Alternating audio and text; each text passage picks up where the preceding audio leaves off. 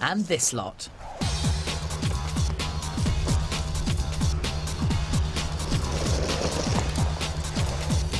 Power kiters. They're high-octane types who just love getting aloft using kites.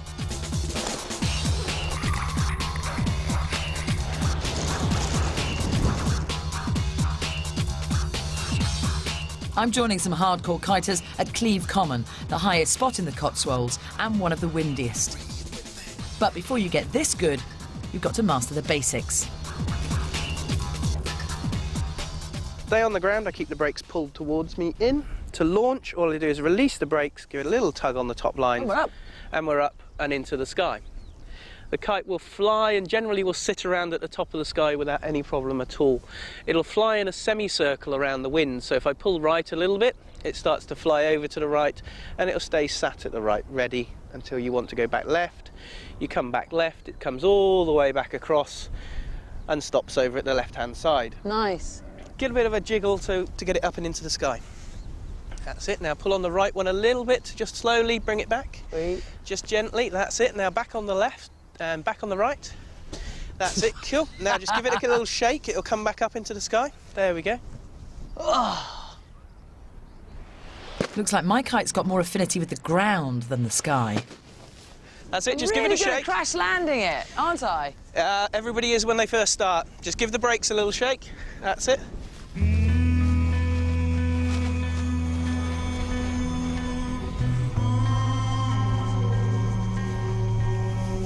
But then it all just seemed to come together. Excellent. See how we've got that little burst of wind just coming through at the moment? La la la. That's it, it's got to that stage now you can fly it without crashing, eh? Well, nearly. And then Stuart decides to really ruin my fun. The kite he's got here doesn't look any bigger, but it packs a much bigger punch. Just let the brakes out and it'll launch itself. Whoa, and we're off. Yeah, it's a little bit slower through the air, but a little bit more deliberate, so you've got a little bit more power behind it. Yeah. Gets a little bit more lift under your feet as well.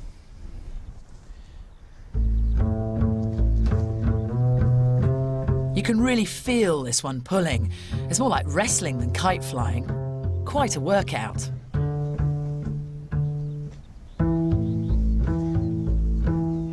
It's easy to see how you could get airborne with a beast like this. But best leave that to the experts.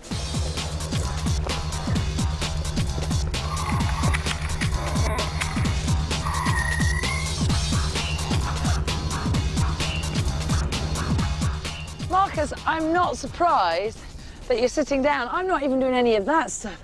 And I'm pretty tired, I've got to say. It's exhausting, isn't it? It is, yeah. Pretty hard work today. So how long have you been flying with a board, as it were? With a board, about 3 years now. Started off just like yourself with a little 4-line kite and worked it up from there, really. And did you know when you were playing with one of the smaller kites that this is what ultimately you wanted to do? Yeah, I really enjoyed it when I did it, but at the time the sport wasn't quite as big as it was now, so I didn't know how much potential there was and what you could actually do with the sport. Sorry. Ooh, stay here, don't go yet. Hold on! Yeah. But yeah, it's quite addictive as well when you get into it. You just spend all day outside. What do you think of my chances having had a go for about 6 minutes? Generally, it's all down to the kite control, how well you get on with the board. So if you did you hear that noise? Yeah, the third. Yeah. That happened quite a lot with me. Yeah, we all start somewhere. Maybe one day. Until then, Marcus, it's all yours.